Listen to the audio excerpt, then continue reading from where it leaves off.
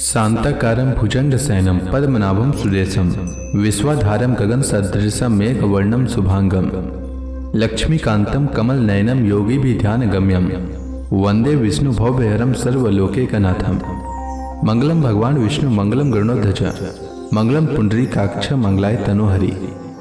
ओम नमो भगवते वासुदेवाय। आज का दिन आप सभी के लिए मंगलमय हो। आइए सुनते हैं ज्येष्ठ मास कथा का 22वां अध्याय।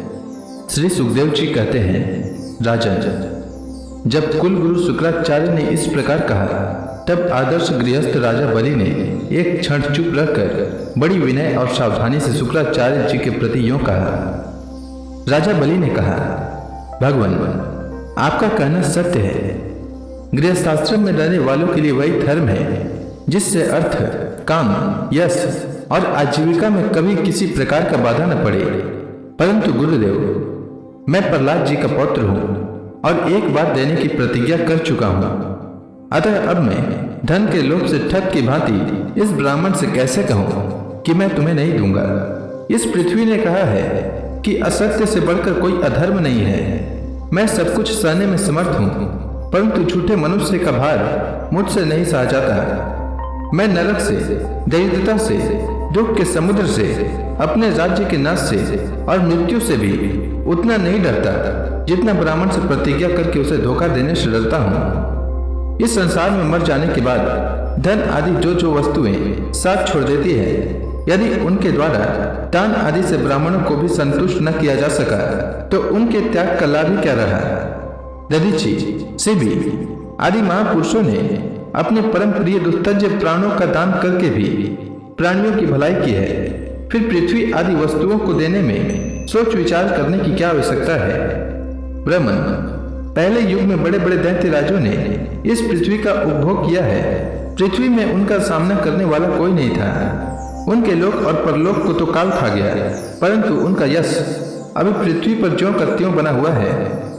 गुरुदेव, ऐसे लोग संसार में बहुत हैं जो युद्ध में पीठ न दिखाकर अपने प्राणों की बलि चढ़ा देते हैं, परंतु ऐसे लोग बहुत दुर्लभ हैं जो सत्पात्र के प्राप्त होने पर सदा के साथ धन का दान करें। गुरुदेव, यदि उदार और करुणाशील पुरुष अपात्र याचक की कामना पूर्ण करके दुर्गति भोगता है तो वह दुर्गति भी उसके लिए शोभा की बात होती है। फिर आप जैसे ब्रह्मवेता पुरुषों को दान करने से दुख प्राप्त हो तो उसके लिए क्या कहना है। इसलिए मैं इस ब्रह्मचारी की अभिलाषा अवश्य पूर्ण करूंगा।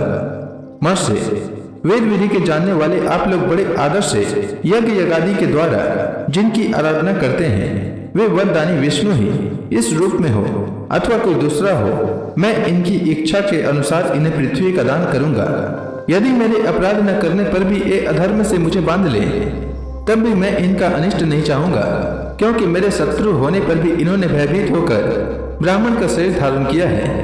यदि ये पवित्र कीर्ति भगवान विष्णु ही है तो अपना यश नहीं खोना चाहेंगे, अपनी मांगी हुई वस्तु लेकर ही रहेंगे। मुझे युद्ध में मार कर भी पृथ्वी छीन सकते हैं, और यदि कदाचित एक कोई दूसरे ही हैं तो मेरे बाणों की चोट से सदा के लिए रणभूमि में सो जाएंगे। श्री सुखदेव जी कहते हैं, जब शुक्राचार्य जी ने देखा कि मेरा यह शिष्य गुरु के प्रति अश्रद्धालु है तथा मेरी आज्ञा का उल्लंघन कर रहा है, तब देव की प्रेरणा से उन्होंने राजा बलि को शाप दे दिया। यद्यपि वे सत्य प्रतिज्ञ और उदार होने के कारण शाप के पात्र नहीं थे। शुक्राचार्य जी ने कहा, मूर्ख, तू है तो अज्ञानी, परंतु अपने को बहुत बड़ा पंडित मानता है। तू मेरी उपेक्षा करके गर्व कर रहा है। तूने मेरी आज्ञा का उल्लंघन किया है, इसलिए शीघ्र ही तू अपनी लक्ष्मी खो बैठेगा। राजा बलि बड़े महात्मा थे। अपने गुरुदेव के शाप देने पर भी वे सत्य से नहीं डिगे। उन्होंने वामन भगवान की विधि पूर्वक पूजा की और हाथ में जल लेकर 3 पग भूमि का संकल्प कर दिया। उसी समय राजा बलि की पत्नी विंध्यावली वहां आई, जो मोतियों के गहनों से सुसज्जित थी। उसने अपने हाथों वामन भगवान के चरण पखारने के लिए जल से भरा सोने का कलश लाकर दिया। बलि ने स्वयं बड़े आनंद से उनके सुंदर सुंदर युगल चरणों को धोया और उनके चरणों का वह विश्व पावन जल अपने सिर पर चढ़ाया। उस समय आकाश में स्थित देवता, गंधर्व, विद्याधर, सिद्ध, चारण सभी लोग राजा बलि के इस अलौकिक कार्य तथा सरलता की प्रशंसा करते हुए बड़े आनंद से उनके ऊपर दिव्य पुष्पों की वर्षा करने लगे। एक साथ ही हजारों दुंदुभियां बार बार बजने लगी।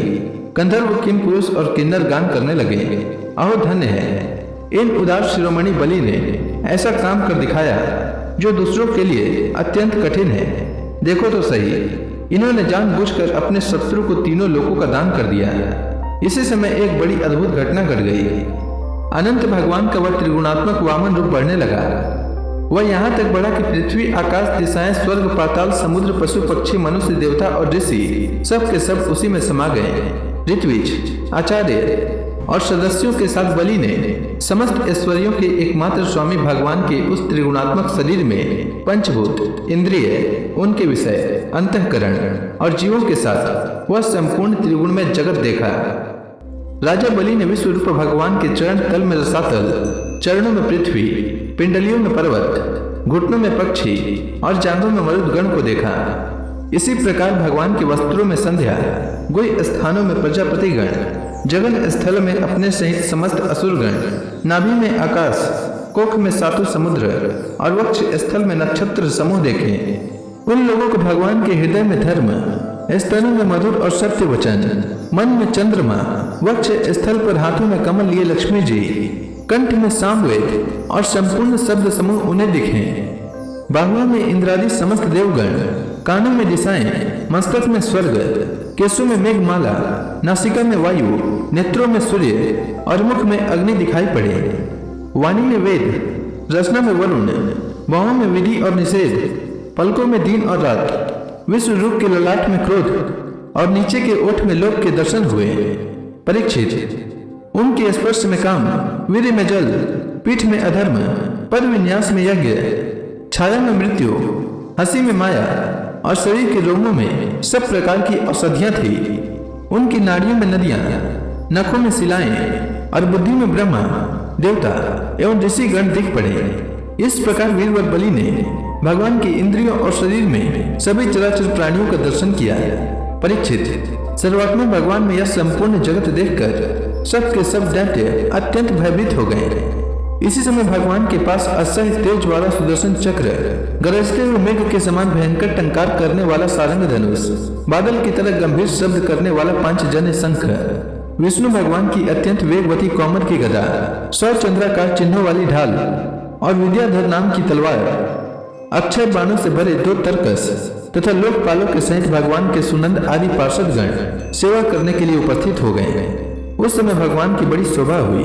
मस्तक पर मुकुट, बाहुओं में बाजूबंद, कानों में मकरा कीर्ति कुंडल, वक्ष स्थल पर श्रीवत्स चिन्ह, गले में कौस्तुभ मणि, कमर में मेघला और कंधे पर पीतांबर शोभायमान हो रहा था। वे 5 प्रकार के पुष्पों की बनी वनमाला धारण किए हुए थे, जिस पर मधुलोभी भौरे गुंजार कर रहे थे। उन्होंने अपने एक पग से बलि की सारी पृथ्वी नाप ली, शरीर से आकाश और भुजाओं से दिशाएं घेर ली। दूसरे पग से उन्होंने स्वर्ग को भी नाप लिया। तीसरा पैर रखने के लिए बलि की तनिक से भी कोई वस्तु न बची। भगवान का वह दूसरा पग ही ऊपर की ओर जाता हुआ महरलोक, जनलोक और तपलोक से भी ऊपर सत्य लोक में पहुंच गया। तो इसी के साथ यह अध्याय समाप्त हुआ। इसके आगे से सुखदेव जी ने क्या कहा यह मैं कल के अध्याय में सुनाऊंगा। तब तक के लिए भगवान हरि का नाम लेते रहें। तो प्रेम से बोलिए भगवान विष्णु की जय, श्री कृष्ण भगवान की जय, समस्त देवी देवताओं की जय।